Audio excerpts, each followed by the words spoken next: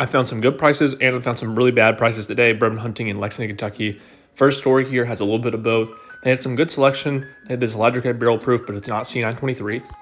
Then I'm going to go over here. They also had the new larceny barrel proof. We already have that batch. And they had C923. Again, we have both of those. You're seeing that right. Early tines for $60. They had a lot of allocated stuff on the counter and behind it, but however, I asked about the prices and none of it was really good. All of you guys were really amazed about how much we pay for Russell's single barrels. Here it is for $85. Best price I saw all day probably though, Knob Creek 18 for $155.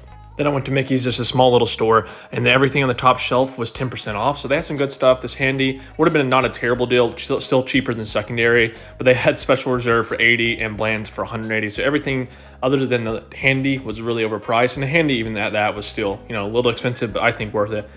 And then our final stop here had some really good allocated stuff, but all of it was just overpriced. So not too bad, but I wish I would have picked up the Knob Creek 18 for $155.